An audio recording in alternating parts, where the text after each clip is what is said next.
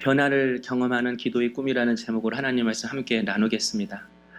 세상은 새로운 한 해가 시작되고 새로운 5년, 또 10년, 또 2000년과 같이 새로운 세기가 시작될 때마다 이 시대에 맞는 변화를 우리에게 요구합니다. 변하는 시대에 맞춰 우리도 변화해서 그 시대에 잘 적응하고 살려는 것입니다. 그런데 만약 우리가 그렇게 변화하지 못하면 적자 생존의 경쟁 논리가 가득한 이 세상 속에서 결국 뒤로 밀려나게 될 것이라고 우리에게 겁을 줍니다. 성도 여러분, 지금 우리는 어떤 시대를 살고 있는 거죠? 지금 우리가 살고 있는 시대를 전문가들은 뉴노멀 시대라고 합니다. 노멀이라는 뜻이 보통, 평범한 그런 의미잖아요. 그래서 뉴노멀 시대가 되었다라는 것은 코로나로 인해서 기존의 삶의 방식, 삶의 기준과는 전혀 다른 새로운 일상의 시대가 되었다라는 것입니다. 대표적인 게 언택트, 비대면 문화입니다. 이 단어는 이미 2017년부터 나왔습니다. 그것을 알고 준비한 회사들이 다 배달업체 그런 거잖아요. 변화를 미리 알고 준비하니까 기회가 그들에게 찾아온 거죠. 그래서 전문가들은 코로나가 풀리면 예전 상황으로 다시 돌아가겠지 이렇게 생각하면서 자신을 변화시키지 않으면 개인도 가정도 회사도 또 교회까지도 망하게 된다고 이야기를 합니다. 한마디로 변화하지 않으면 안 된다라는 것입니다. 그렇다면 성도 여러분, 우리는 어떻게 변화해야 하는 것입니까? 바로 오늘 본문이 그것을 말씀해 주고 있습니다. 우리는 어떻게 변화되어야 하는가? 바로 예수님의 변화산 사건입니다. 예수님께서 베드로와 야고보와 요한 이 제자 3명을 데리고 산에 올라가셨습니다. 그리고 기도하셨습니다. 그런데 예수님이 기도하실 때에 예수님의 모습이 변화되었습니다. 29절에 보니까 기도하실 때 용모가 변화되고 그 옷이 휘어져 광채가 나더라. 예수님의 용모가 변화되었다고 합니다. 옷에서는 광채가 났다고 합니다. 마태복음에서는 예수님의 얼굴이 해같이 빛났다라고 하고요. 마가복음에 보면 예수님의 옷이 사람이 빨래를 해서 깨끗하게 해진 것보다 비교할 수 없을 정도로 그 예수님의 옷이 휘어졌더라, 하얗게 되었다, 이렇게 설명하고 있습니다. 한마디로 예수님께서 하늘의 신령한 영적 체험을 하신 것입니다. 물론 예수님은 전에도 신령하셨고 항상 거룩한 삶을 사셨기 때문에 예수님은 매일매일 신령한 은혜를 누리며 사셨습니다. 그리고 그 신령한 은혜에서 나오는 특별한 능력과 놀라운 말씀의 가마력이 예수님에게 있었습니다. 그래서 많은 사람들은 이 예수님에게 흘러나오는 이 신령한 은혜를 맛보고 놀라워했습니다. 그런데 변화산에서 경험한 이 영적 체험은 이전에 체험했던 영적 경험과는 비교할 수 없는 영광스러운 영적인 경험이었습니다. 예수님께서 기도하실 때에 자신의 용모만 변화된 것이 아니라 모세와 엘리야가 영광 중에 나타나서 그들과 대화를 했습니다. 또 35절에 구름 속에 소리가 나서 이르되 이는 나의 아들 곧 택함을 받은 자니, 성부 하나님께서 직접 예수님이 자신의 아들이심을 선포해 주셨습니다. 그래서 예수님의 생애의 큰 사건이 4가지잖아요. 사람의 몸을 입고 오신 성육신의 사건, 십자가의 죽음 사건, 부활 사건, 그리고 우리에게 성령을 부어주시고 하늘나라 보좌에서 우리를 다스리고 통치하시기에 하늘로 올라가신 승천 사건. 그런데 여러분, 이 4가지 사건과 네 가지 사건뿐만 아니라 한 가지 더 들어갈 사건이 바로 이 변화산 사건인 것입니다. 예수님이 신령한 영적 체험을 하게 된 것이죠.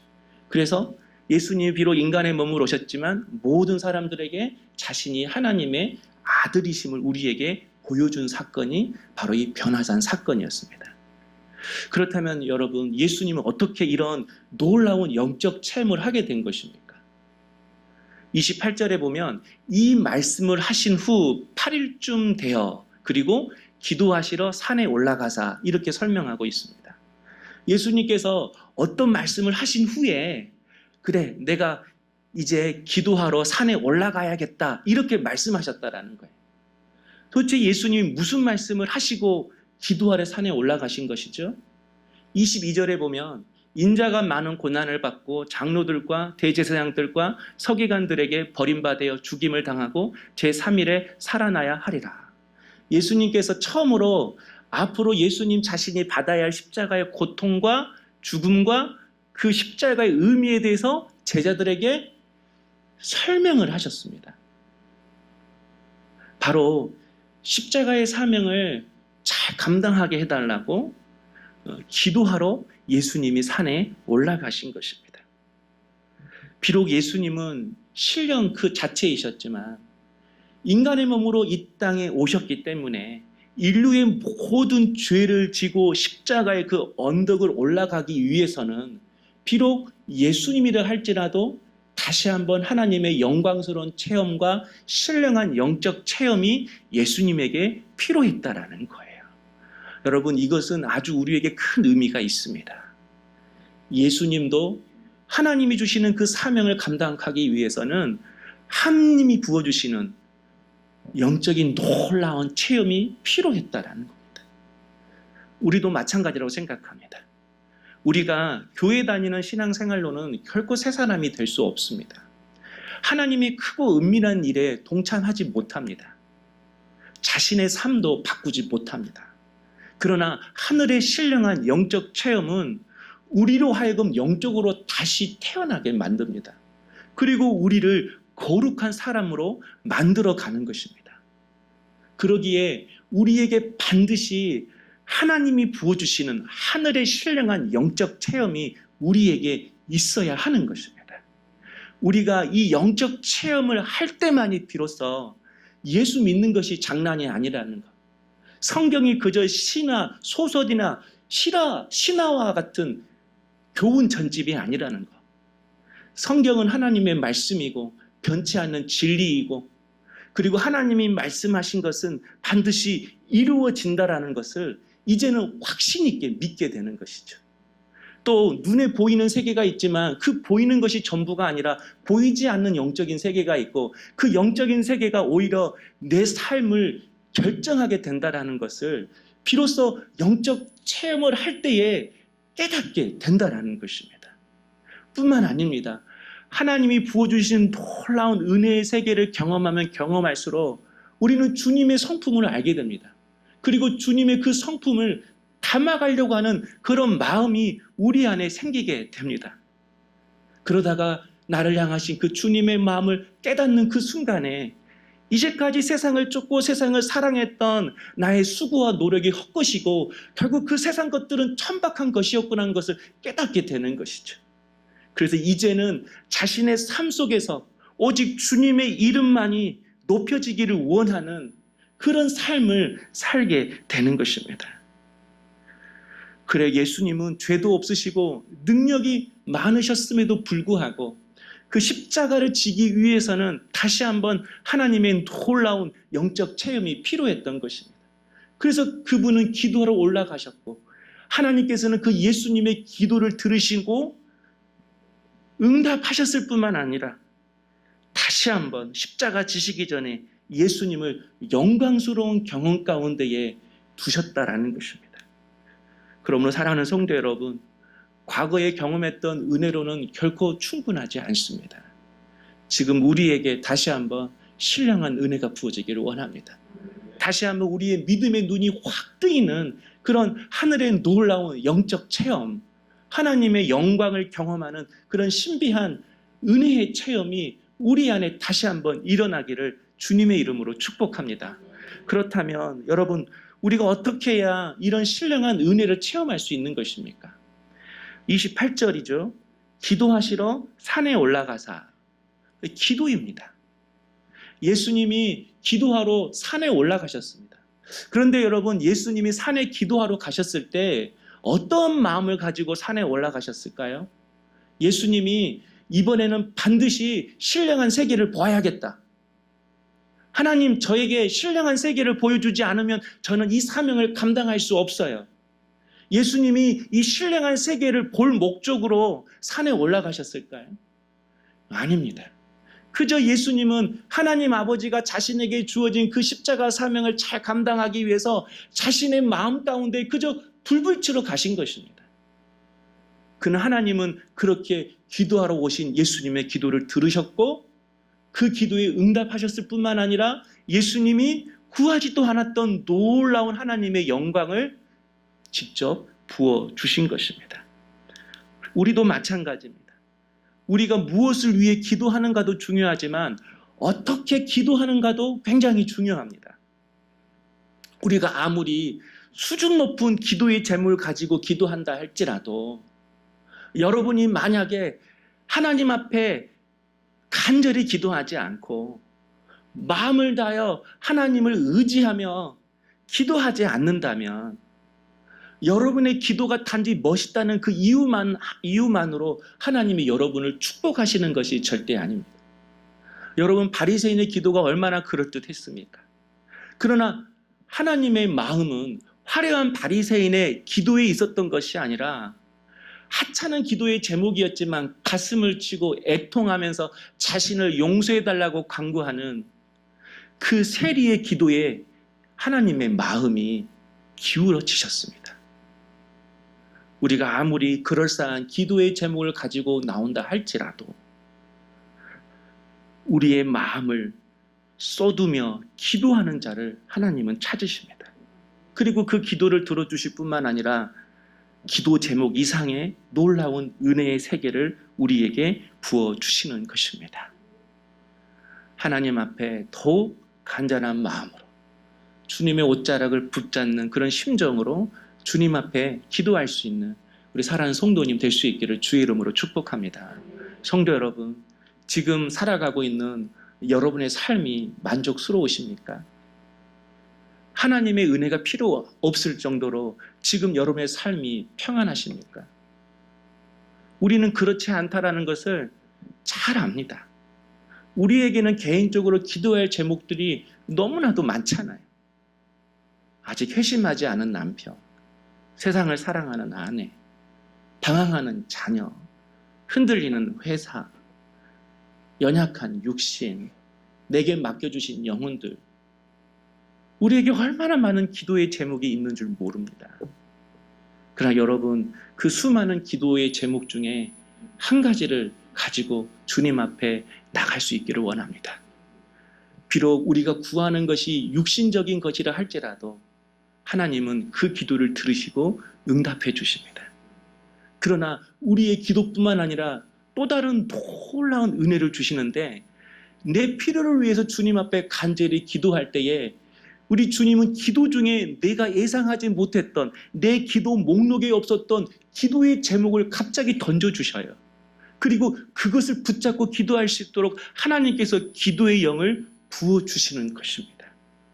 그렇게 하나님이 주신 그 기도의 제목을 붙잡고 기도하는 중에 하나님은 기도하는 그 사람을 정결케 하시고 그리고 이제까지 내가 구했던 것이 헛것이었구나. 내가 정말로 구해야 할 것은 이것이구나 라고 하는 믿음의 영안을 하나님께서 확 열어주시는 거죠. 그래서 진짜를 구하게 하시는 것입니다. 그러면 여러분이 지금 기도할 때 기도의 열정이 내 안에 없다면 이미 그 자체로 지금 우리의 신앙이 병들어 있는 것입니다. 우리는 잘 알잖아요. 입맛이 없으면 몸이 안 좋구나, 컨디션이 안 좋구나. 마찬가지입니다. 말씀에 맛이 없고 기도할 때 내 안에 아무런 감동도 없이 그저 답답하고 기도가 되지 않는다면 여러분 그 자체로 우리의 신앙은 지금 이미 뭔가 문제가 있는 것입니다. 마치 미지근한 물로 증기기관차를 움직이려고 하는 것과 같아요. 과거 증기기관차는 섭씨 212도가 되면 수백 명이 밀어도 밀려지지 않는 그 기관차가 움직이기 시작합니다.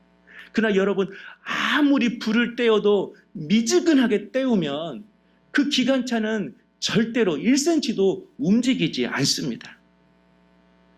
기도의 열정이 증기 기관차보다 더 크고 더 위대한 우리의 인생을 움직이는 것입니다. 성도 여러분, 왜 우리가 여러 해 동안 예수님을 믿어도 우리의 인격의 주님의 성품을 닮아가지 못하는 것입니까? 교회에서 서리집사, 안수집사, 권사, 장로 이렇게 직분은 계속해서 올라가고 바뀌는데 왜 우리의 성품은 항상 그 자리에 머물러 있는 것입니까? 이유는 뜨거운 기도 생활이 없기 때문인 것입니다. 그 뜨거운 기도의 생활이 계속해서 이어지지 못하는 것입니다. 기도의 생활이 없으니 오늘 제자들이 깊이 잠들었다라고 하는데 헬라어 원문을 보면 잠에 짓눌렸다 이렇게 이야기해요. 여러분, 기도의 생활이 없는 사람은 계속 자울자울해요. 피곤한 게 아니에요. 잠에 짓눌리는 거예요. 근심에 짓눌리는 거예요. 세상에 짓눌리는 거예요. 여러분이 여러분의 영적인 상태를 분별하고 깨달을 수 있기를 소망합니다.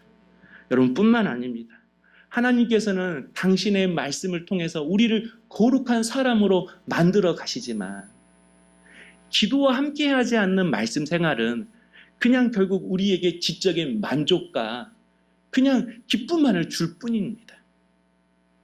그러나 여러분, 내게 깨닫게 하신 그 말씀을 붙들고 기도하는 그 순간 우리는 그때 우리의 내면이 서서히 바뀌게 되어지는 것을 경험하게 됩니다.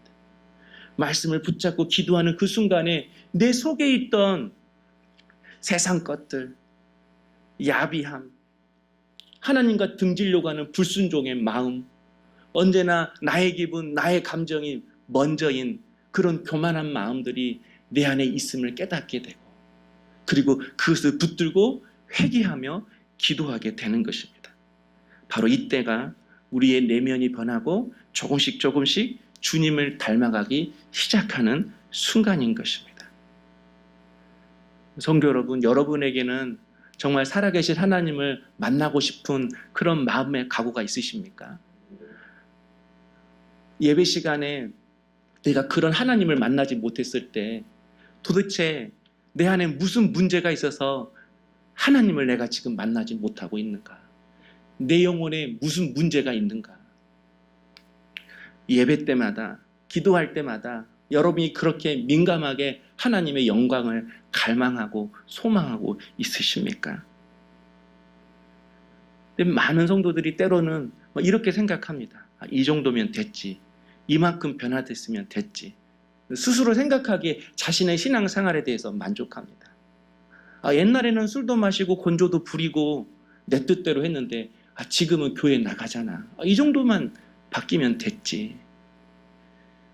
근데 여러분, 정말 주님도 그렇게 생각하실까요? 또 자신의 신앙생활에 대해서 잘하고 있다고 생각하는 사람들도 있어요. 그런데 여러분, 주님도 그렇게 평가하실까요? 중요한 것은 주님의 판단이잖아요. 주님의 생각이잖아요. 주님의 마음이잖아요. 지금 내 가정의 상황이, 지금 내 삶이 주님이 어떻게 생각하시는지, 주님이 어떻게 판단하시는지, 그게 가장 중요한 거잖아요. 여러분, 우리가 어떻게 주님의 마음을 알 수가 있습니까? 여러분, 기도로 주님의 마음을 아는 것입니다. 주님이 나를 어떻게 보시는지, 주님이 내 삶을 어떻게 보시는지 그 마음을 알고 붙들고 기도할 때에 우리의 삶의 열매가 생기고 변화되는 것입니다. 우리가 겉으로는 은혜 받고 겉으로는 뭔가 달라진 것 같지만 우리의 내면, 우리의 속사람이 변화되어지지 않을 때가 있습니다. 여러분 홍어를 좋아하시는 분 많지만 저는 홍어를 잘 못 먹어요. 근데 예전에 광양에 있을 때 한 집사님이 홍어를 이렇게 홍어찜은 냄새가 안 난다고 저 식당으로 데려가더라고요. 그래서 홍어가 이게 큰 게 나왔어요. 진짜 냄새가 안 나더라고요. 근데 이렇게 표현이 그러죠. 배를 터뜨리는 그 순간 홍어 살을 안에 그 홍어찜 냄새가 이렇게 확 나는 거예요. 확 나는 거예요. 그 순간 와 정말 못 먹겠더라고요. 여러분, 겉은 좋아요. 맛있어 보여요. 근데 그 속에는 큰 냄새가 있어요. 우리 은혜를 받지만 내 내면이 익지 않을 때가 있습니다. 오랫동안 신앙생활 했지만 내 내면, 내 속사람이 달라지지 않을 때가 있습니다. 오늘 말씀의 핵심이에요. 도대체 우리는 무엇이 변화되어야 합니까? 환경이 좀 바뀌어야 합니까? 내 옆에 누군가가 달라져야 합니까? 아니요.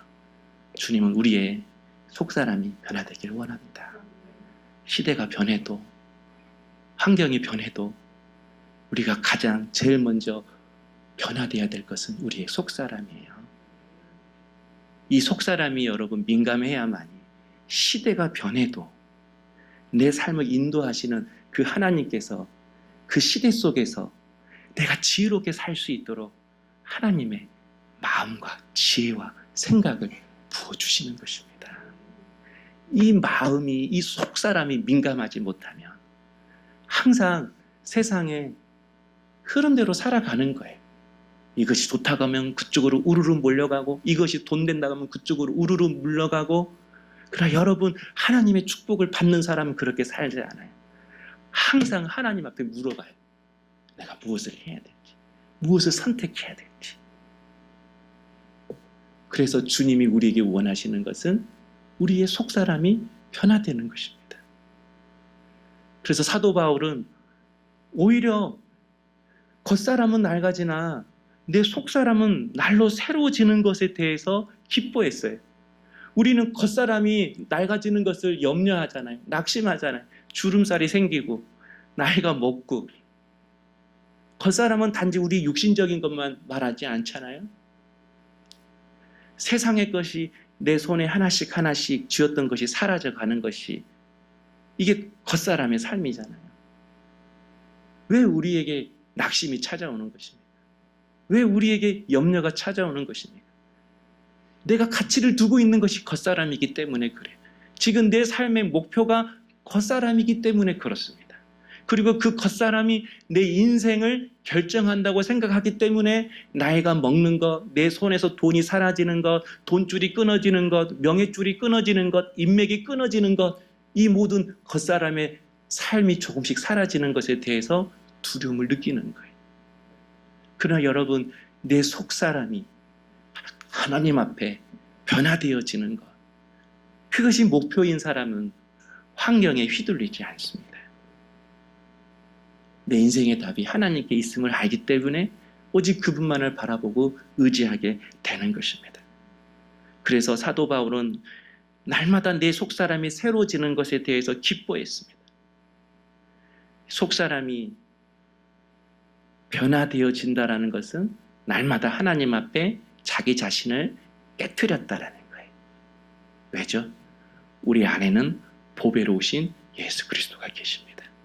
나를 깨트리고 내 자아를 십자가에 내려놓을 때에 내 안에 보배로우신 예수님께서 당신의 신령한 은혜를 드러내시는 것입니다. 그러니까 내가 깨져야 되는 거예요. 내가 깨트려져야 하는 거예요. 그러면 주님이 흘러나오는 거예요. 그래서 내 삶을 덮는 거예요. 내 가정을 덮는 거예요. 나를 덮는 거예요. 사랑하는 성도 여러분, 우리가 하나님의 뜻을 세우지만 여전히 우리는 넘어지는 연약한 인간일 뿐입니다. 때로는 하나님께 감동을 받고 무엇이든지 할 수 있을 것처럼 느껴지는 그런 순간도 있지만, 또 사람의 작은 말소리에 때로는 뭐 하나 돈이 틀어져서 막지 못할 때 쉽게 무너지는 것이 우리 인간인 것입니다. 그래서 우리에게 필요한 것이 기도인 것입니다. 기도는 힘이 있습니다. 왜냐하면 기도는 하나님과 우리 사이를 연결시키는 통로이기 때문에 그렇습니다. 그 기도를 통해 하나님은 우리에게 은혜를 부어주시고 지혜를 주시고 하나님의 마음을 부어주시는 것입니다. 어떠한 환경이 와도 흔들리지 않고 지긋한 웃음을 보이는 그 온유한 사람들, 사방으로 환경이 둘러싸여도 흔들리지 않고 불경스럽게 하나님을 원망하지도 않고 세상 사람들처럼 분주하지도 않고 잠잠하게 하나님을 보는 그 사람들, 알고 보면 다 기도의 사람들입니다. 그래서 우리가 기도하는 것입니다.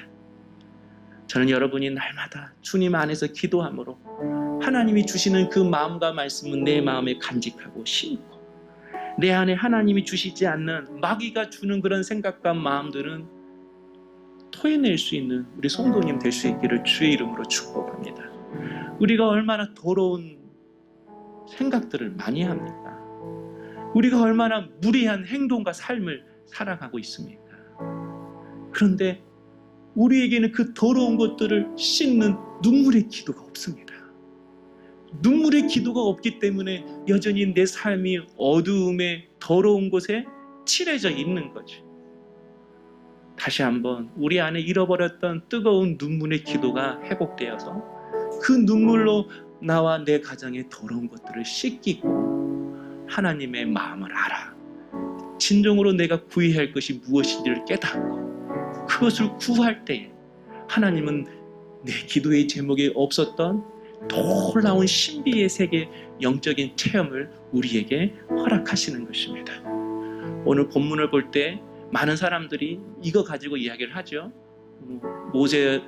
모세를 위해서, 예수를 위해서, 엘리야를 위해서 초막 셋을 짓겠습니다. 다음 주에 설명하겠지만 영적 체험에 대해 위험성에 대해서 많이 이야기합니다.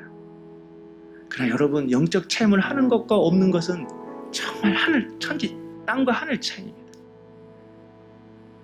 살아계신 하나님을 내가 직접 만나고 그분의 숨결을 느끼는 그 영적 경험이 우리 안에 있을 때만이 어두운 중에도 우리 주님을 바라볼 수가 있는 것입니다.